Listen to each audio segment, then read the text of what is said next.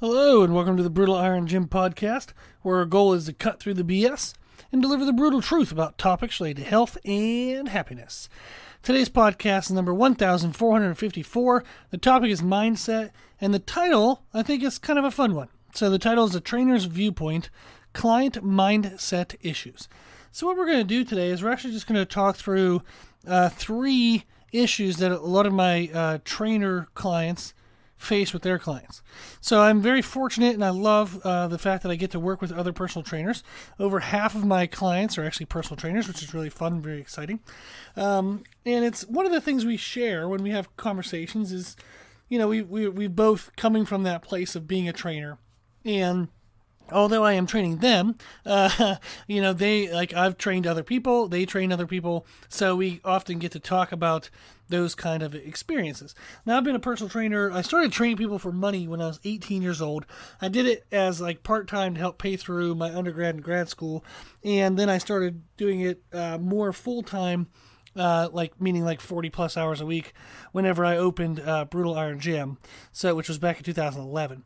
I have trained well over the 10,000 hour mark of that takes 10,000 hours to be a, expert or something like that, whatever that rule is. So I read that book, but I can't remember it right now. But the 10,000 hour rule, I'm way past that. I've trained 3,000 plus people, trained people from all the way from beginners to professionals. I've trained professional athletes, Olympic athletes, elite total powerlifters, pro card winning, aesthetic athletes, a lot of just everything and everything in between.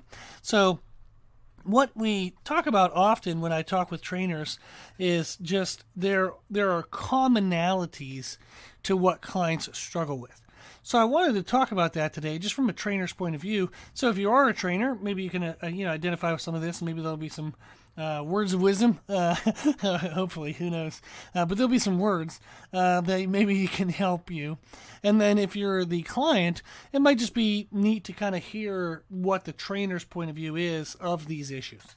So the first one that I think we all face the most is clients want results faster than what they're able to achieve. And a lot of the reason why they want it very quickly, but the reason why they can't get it as quickly as they want is because of where they're starting. Now, I don't mean physically. That's one huge factor. But also just mindset-wise, habit-wise, even nutrition. So, for example, if a client comes into we start working together, and let's say they want to, lose body fat. Maybe they want to build a ton of muscle. Maybe they want to become, a pro at something. They want huge progress. But if they've been under eating coming into us working together, then their body's going to be under responsive. So when you under eat and you do so for an extended period of time, the body essentially tries to figure out how to use less and less calories by doing less and less. And that's going to be a huge issue then when you try to eat in a healthy way and you want the body to, do protein synthesis, make new muscle tissue. Maybe you want it to lose body fat, have it be burned off, but not have the body fight so damn hard to replace it. All of those kind of positive aspects that we want, strength increases, muscle shape, fat loss, all that stuff. It all requires the body to respond to stimulus. The stimulus you're doing with nutrition, the stimulus you're doing with training, supplements, maybe you're helping improve your sleep. That can make a big difference as well. But if you've been under eating, the body's going to be under responsive. So the metabolism, the speed in which the body processes and does things, has to be addressed and healed first. That has to go through a healing process. So I've worked with clients who were under eating for chronically, let's say a year or more. And it might take us 4 to 6 months, sometimes even up to 8 months, depending on how resistant they are to increasing their calories at first. It can take a long time to rebuild their metabolism and get them to a healthy place. So you might have somebody that starts maybe say in March, and they're like, I want to do a competition, an aesthetic competition in the fall.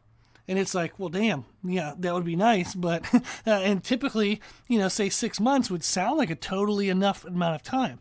But if they've been chronically under eating, you then have to heal their metabolism before you can even get them to start to build muscle without gaining a ton of fat. So you have to be slow in the muscle building process to make sure they don't gain too much fat right away. And if they've been under eating, they typically have a body weight issue. So you have to get them off the scale or make sure the scale doesn't go up too fast. So there's a lot of things you got to go through and fix first. Then as the metabolism becomes healthier over a couple months, then you can push muscle building harder. But within 6 months frame, you're already into the time where you got to start dieting. But they don't have enough muscle yet either. So it's like, crap. I gotta get them to build muscle. I gotta get them to get leaner. And how am I going to do all this in 6 months? So to a trainer, if somebody's been under eating, 6 months is a short time frame, very short. But to the person who has to diet and pay attention to what they eat every meal of the day, make sure they train multiple times a week, 6 months feels like eternity. And they might be seeing online that so-and-so, lost 20 pounds and got six-pack abs in 6 weeks, not 6 months. But so-and-so wasn't under eating. So-and-so had already built the abs that you're getting to see. They had already built the muscle. So they have already had a ton of the groundwork done. All they had to do was take off a little bit of fat. And that's what the client perceives that they need. But there's an enormous amount of extra stuff behind it. So that's one of the challenges. If somebody's been overeating, then you don't have to worry about the body being under responsive. It's going to be very responsive. However, if they've been chronically overeating to the point where they know they're overweight and they know they've been overweight for a while, there's probably some type of emotional connection with food. And just writing them a diet that essentially says eat less, please. That's not they know that. Duh. And you might be able to say, okay, well, maybe I can front load your calories. We can eat a lot more at the beginning of the day, then taper on throughout the day. That gives them a chance to eat a higher caloric total while still losing body fat. So you can make a nice little trick like that, and that works actually really, really well. But what happens if the person's eating issues are related to coping from stress from the day? So maybe they have a very stressful job they hate. Maybe they have some kind of stress in their life that feels overwhelming. And their way to kind of self-medicate is at the end of the day having something with calories, whether it's alcohol, in wine or beer, or whether it's extra food. It's just you run into a lot of issues that are emotionally based. And those things must be addressed, discussed, kind of figure them out a little bit before you can really start to make any progress. Then if somebody's inconsistently eating, meaning sometimes they have breakfast, sometimes they don't. Sometimes they have lunch, sometimes they don't. Sometimes they eat a lot during the day, sometimes they eat nothing during the day. So they're very inconsistent. Then nutrition is not a priority for them. They have not been treating nutrition as something important. What the challenge then is their entire day is probably filled with other stuff. What we can focus on, what we tend to set as priorities, tends to expand to the time that we give them. So if I don't have anything to do during the day with nutrition, I'm not just there's gaps in my day where, I could start to pay attention to food now. I'll take 30 minutes to have lunch, as if the 30 minutes was just there and you're now going to fill it with lunch. No, there was no 30 minutes. They are crammed in minute to minute to minute to minute to minute, and nutrition is not in there. So you have to start to talk to them about, oh my gosh, okay, we have to set priorities. We have to try to work how to manage our priorities. So you have to look and see of what they're doing. Can they do anything, faster? Can they make it any better? Can they defer it to somebody else? Can they delay it and only do it 2 times a week instead of 4 times a week? You have to help them start to manage their day to create margin in which then giving a crap about food matters. It has space in their day where they can put it in. So when you talk about trying to get super fast results, everybody knows if you want to eat, not everybody, and it's not always the same, but the what you have to do is the easiest part. How to do it is the hard part. So people who don't eat anything during the day and overeat at night, you say, okay, well, don't do that. Eat more food during the day so you eat less at night. Okay, very easy to understand.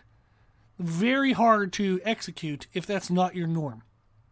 So these are issues, just nutrition alone, of why people sometimes can't achieve results as fast as they want, because they're unaware of these underlying issues that need to be addressed before they can even start to make the progress towards their goals. Then there's training issues. What's their base? If they're brand new to lifting, well then typically you have to teach them how to train with proper training intensity, proper kind of technique focus. You have to teach them, also you have to build a muscle base. A lot of times people think, well, I'm just going to lose fat and then I'm going to look like, beautiful and amazing and have wonderful shape to me underneath. And it's like, no, underneath the fat, there is nothing.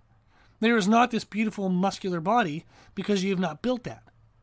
So when you help somebody who's new to lifting, you have to build muscle and lose fat at the same time, and that's absolutely going to take longer because you can't give each one of them 100%. You have to delegate who gets what percentage.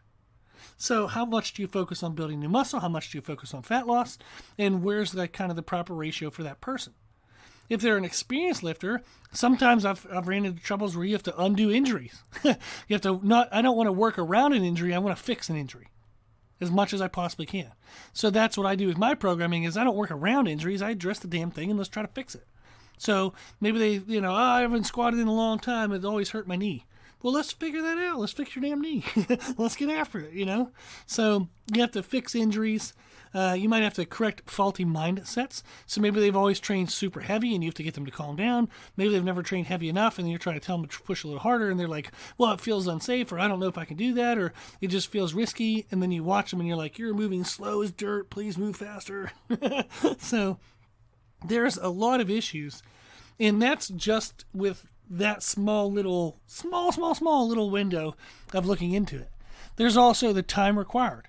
So many people who have reached high levels in their sport, and even if they're not in a sport, but maybe they're an aesthetic person and you follow them online, they have 50, 60, 70,000 followers. They're an online trainer. That's their whole job now, is to look amazing and sell programs. And what you look and see, what they look like was built from years and years and years of related experience, either directly related or indirectly. Meaning maybe they were a gymnast for 7 years, then they started lifting weights, and in 1 year they look freaking amazing, and they're like, this is my 1 year transformation. It's like, yeah, but you had 7 years of building your connective tissues, building coordination, learning how to be disciplined. Like, you've had 7 freaking years of building all the habits, and it's not that 1 freaking year. That's total BS.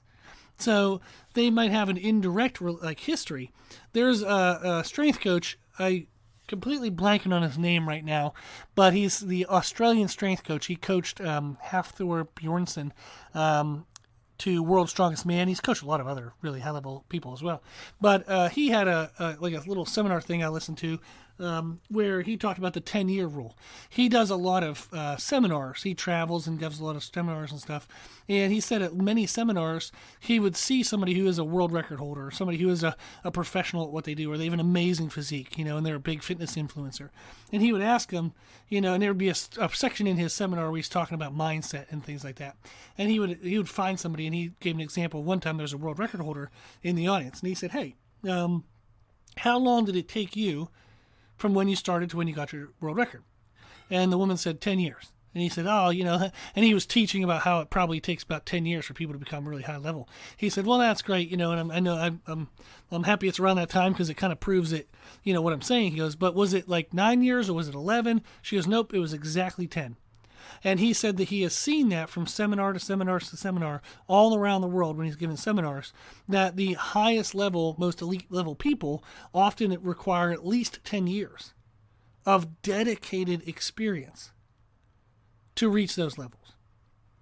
So if you want a pro card in aesthetics, you want an elite total, you want amazing things, you have to have a lot of time put into that. So I have helped people get all those records and stuff, and they have had extensive histories. They've done it. Now, we've done it a little bit faster in different ways sometimes, but there's often the indirect relationship to what their history is.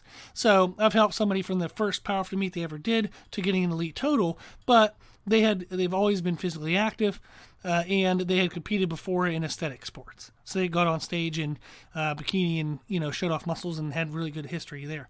So I've helped people who were too beat up and thought they were going to have to give up powerlifting. We rehabbed and fixed their injuries, and then we, added even more to their total when they were already awesome. And that also took time, but it also had that extensive history. So the higher the level of achievement you want, the more time it's going to take. Unfortunately, a lot of the things we see online are complete bullshit. I wish I could fix it, but I can't. But it's complete bullshit. Because nobody wants the program that says, buy my program in 5 years, you'll look the way you want. Nobody's going to buy that. And it's frustrating, like from my point of view, and I'm sure I'm speaking for a couple other trainers as well, is I don't want to lie to people. I didn't get into this to bullshit people and try to make a ton of money where you're actually just hurting people. I don't want to hurt people. I could care less about money. I don't want to hurt people. Money is important. It helps pay bills, helps support my family. It does a lot of good things in the world. So money is good. Money has good to it. But I am never going to search for money over, like, caring for people.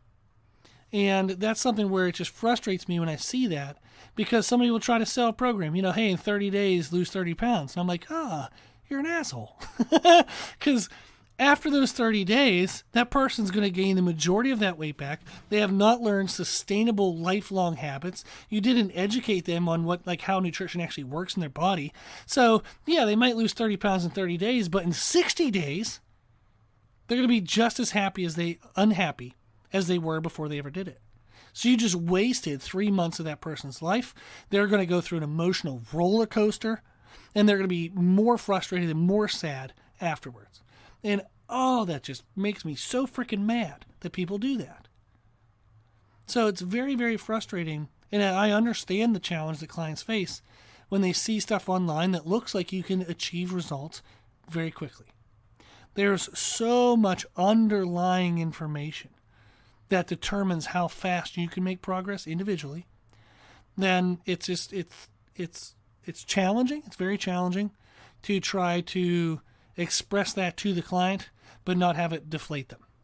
And that's one of the biggest struggles that I notice that I face, is trying to teach them the proper way in which all that stuff is made and progress is made, and just understanding that we're going to go as fast as we can, but there is a limiter to how fast we can go.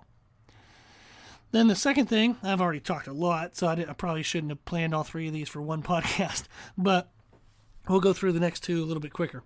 So the next thing is clients saying that they want results, but they're not following through with the actions needed. And that's basically one of the issues you see a lot is people buy programs. So I want to learn what exercises I should do. But nobody teaches them how to prioritize going to the gym in their schedule. Also, maybe their schedule only allows 40-minute workouts, but the program they bought requires 2 to 3 hour workouts. Well, that stinks, because you're never going to be able to be consistent with that. People buy diets all the time. Just tell me what to eat. Tell me exactly what to eat.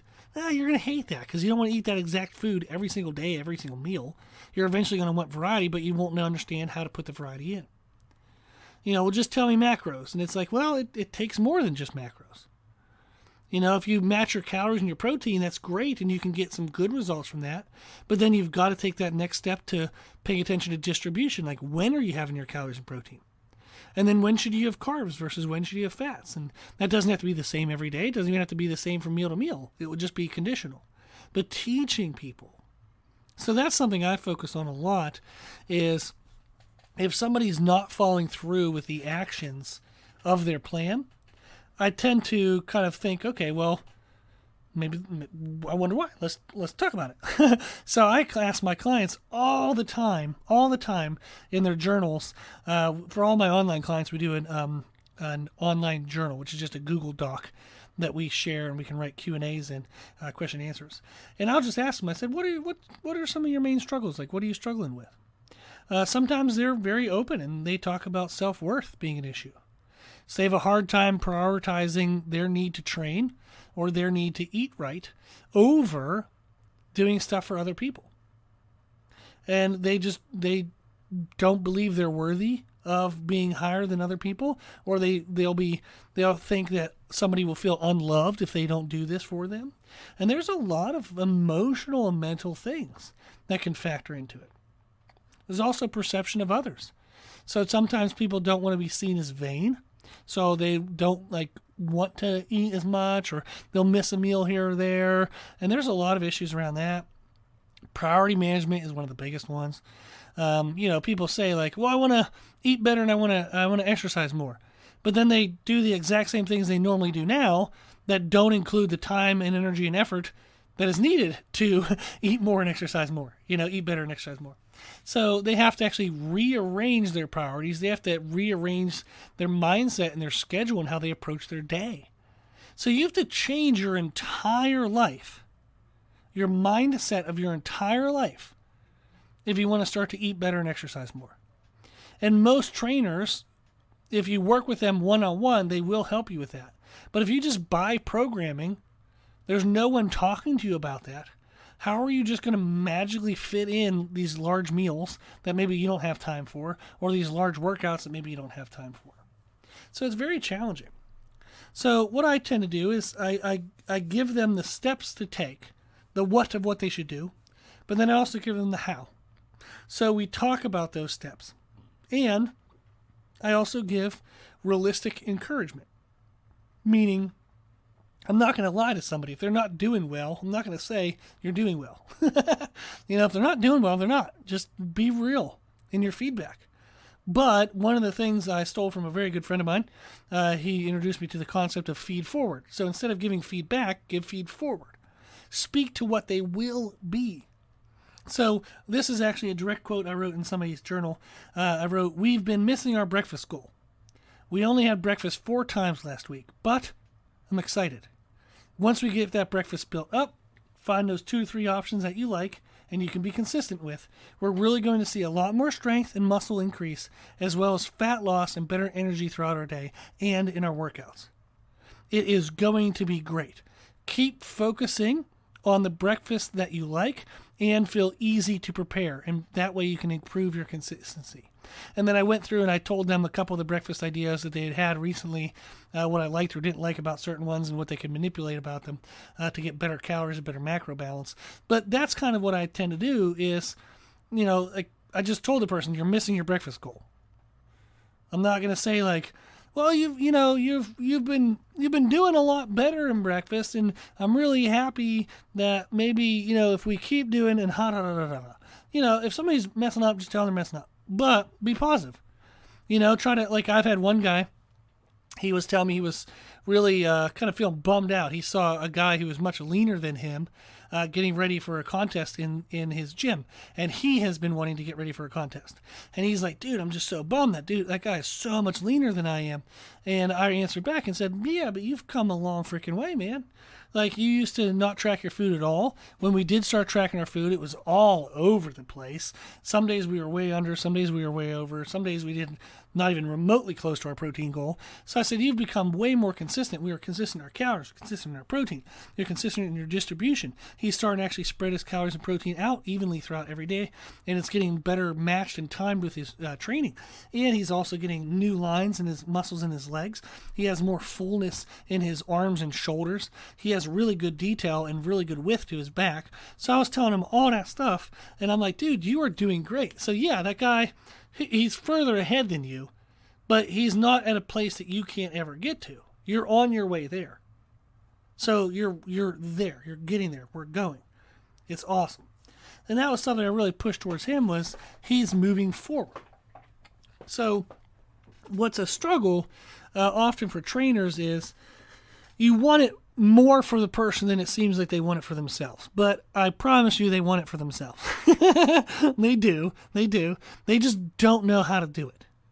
So that would be a big focus for trainers, is you can't do it for them, but you can give them the how to do it. And then give them encouragement. And that's kind of the thing I tell some of the trainers, I help a lot of brand new trainers start their businesses and stuff, which I love. That's a really cool thing I started doing within the last year. And I love it. And one of the quotes I told someone recently was, I tell my clients often that I don't control what the answer is, so I can't change the answer. but I can help you achieve it. So if they need to start eating breakfast, if they need to start eating more during the day, I can't change that that's something that they need to do. I can't change the answer. But I can help them achieve it. I can help them figure out how to get in a breakfast that's faster. How to manage their food during the day so that way they can get in a little extra calories so they have a little less to have to eat at night. So I can't control what the answer is, so I can't change it, but I can definitely help you achieve it. And that's something I always focus on. The last one here is clients saying that they're following the program, but they're not. And that one's one of the toughest ones in the world because you just get frustrated from a trainer's point of view. However, it is reality of things. People, including myself, including every trainer listening to this, we're really good at lying to ourselves. We're very good at it. So one of the things I tend to look at is food measuring issues. Maybe somebody's measuring something incorrectly. So they say they're following the diet, but you're not seeing the results that you want. So you ask them to measure things. So I had a client recently, he was getting, I think it was like 20 grams of protein from pasta. And I was like, what kind of pasta is that? Is that like chickpea pasta? He's like, oh no, it's regular pasta. And I was like, how the hell are you getting 20 grams of protein from regular? How much pasta are you eating? So we started looking through the numbers, and it was being weighed incorrectly. So that was one of the issues, is sometimes people just measure and weigh foods incorrectly. So it's good to send them a link. I do send that to all my clients. They don't always watch all the videos I send them or listen to all the podcasts I send them. I wish they would. But that was something we just had to clarify with that client. Then you have to talk to them about additions to their diets. I've had a client tell me before, like, yeah, I'm following the diet. And I was like, you can't be, because we're not seeing what we want to see. So I was like, are you only eating what's within the plan? And they go, yeah. And then I paused. I didn't say anything. And it was, well, yeah, I add a soda in the afternoon just for a little bit of energy in the afternoon. And I was like, well, diet soda? And they're like, no. I was like, you do know not diet soda has calories, right? Like, well, can't be many. And I was like, you didn't even, what? Like, you didn't even read the back of the can? So if you're going to screw up, at least know how bad you're screwing up. But I was like, that has 60 grams of sugar in it. Like, we don't even want to eat 60 grams in a whole day. And you're having 60 grams of sugar in the afternoon? Like, just randomly? And we're not thinking about that? So I was like, we definitely got to switch that. If you're needing some kind of energy boost, you can do diet soda, or we can look into getting you some kind of like natural-based energy, non-caffeine-based energy supplement, blah, blah, blah. And they're like, yeah. So then I guess I'll make that change. And then as we talked more, they were actually adding other things too. And it was just like, oh my gosh. So it was good to talk through that. But if they were wanting, basically what they wanted something sweet, and they wanted some energy in the afternoon. So they turned to soda because that's what they're used to doing. So I had to teach them that there were other ways to achieve those goals. So it was good to kind of talk and be open. Now that person I had a very fun relationship with, so I could be a little bit of a smart ass, and they were okay with it because they were also a smart ass. But it's fun. So you kind of match people's personalities and kind of talk with them a little bit. So we could tease each other with that. But then also I've had clients accept that they think if they have an excuse for something, that means it was okay. In the sense of like it being okay that it won't impact the results. So like somebody's like, well, I've just been too busy to have breakfast lately. And I was like, well, let's work on that. We can't just not have breakfast and then think we're still going to make all of our progress. Because that was actually what they were asking. They're like, man, I thought, we'd be losing weight a little faster, but I'm just so hungry at the end of the day and I'm having trouble sticking to my diet. And I'm looking at the numbers and I'm looking at everything and I'm like, how in the world are they still hungry at the end of the day? I was like, they can't possibly be burning through all those calories. And I'm trying to think all this through. And I was like, well, what have you been having for breakfast? I noticed you haven't put any entries into your MyFitnessPal in like a week or two. And they're like, well, I just haven't had time for breakfast. And I was like, what? And I was like, okay, well, let's try to find you a faster breakfast, but we can't just skip breakfast and then wonder why we're not losing weight or wonder why we're having cravings at night. And that's exactly why. Like, there's no wonder to it. That's it. That's the thing right there. So we talk through and we figure out how can we address that. So there's a lot to unpack with all three of these situations. But I think, a big thing is just, again, clarifying with clients what they should be doing, giving them the how to do it, and then giving them encouragement. So all of these issues are hard to manage as a trainer. They are.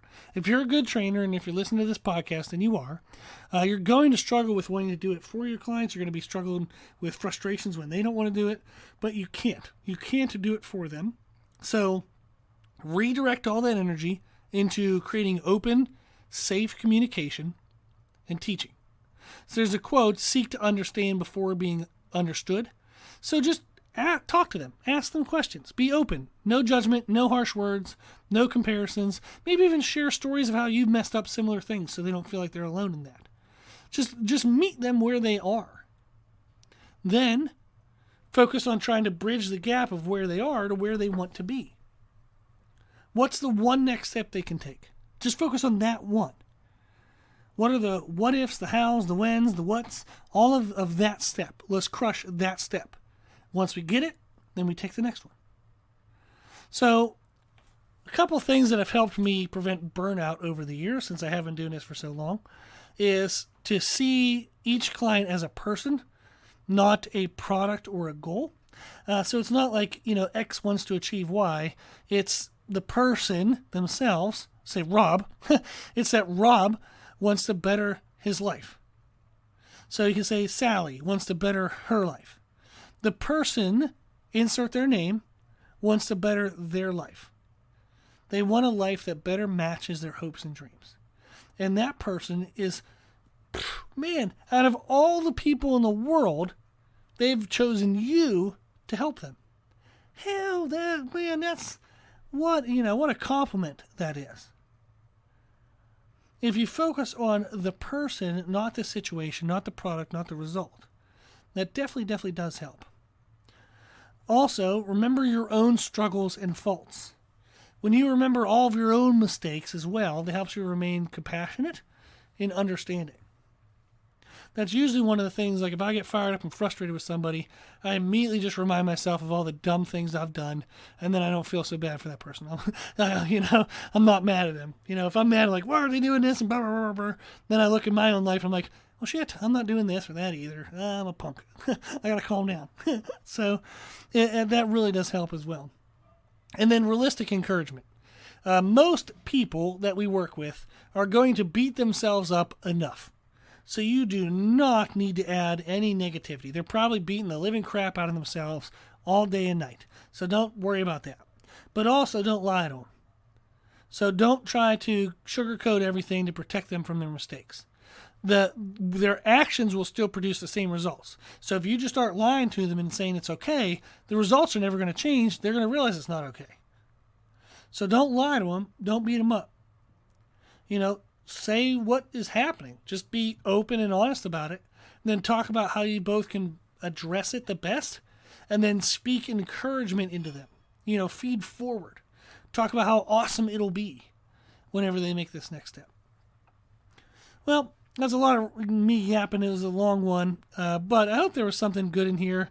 And I just hope that if anybody's struggling with these issues, whether you're the client or the trainer, hopefully there was something in here that could help. You can also reach out. Our email is brutalirongym@gmail.com. I'd be happy to hear your story, maybe help you make another podcast or something with some more direct answers and podcast references or material references, educational material stuff. But if you have any struggles, if you're struggling with anything, whether trainer or client, just reach out. Our email is brutalirongym@gmail.com. I'll be happy to hear from you, and I'll be happy to help. Awesome. Well, thank you for listening. If you do like our podcast, please consider sharing it. The more people we share the podcast with, the more people the podcast can help, and that's the whole point. Thank you to the patrons of the podcast, people who financially support the podcast. The podcast is well over $1,000 a year for hosting costs. I give an hour to it every single day, and we want to keep it for free. So I really appreciate the donations that help go towards some of that cost. Thank you. It just does help cover some of that. So I appreciate it. If you do want to donate, you can do so at our website, which offers a one-time donation, monthly donation, or yearly donation. The website is www.brutalirongym.com. So even $5 a month does go a long way. So thank you to those who do donate. Also, if you like the information we share in our podcast, you can find more from us on our social media channels on Instagram, Facebook, Twitter, and YouTube under the name Brutal Iron Gym. If you have any questions, feedback, suggestions, anything you want to know, let us know at our email at brutalirongym@gmail.com. As always, I hope this was helpful, and thank you for listening.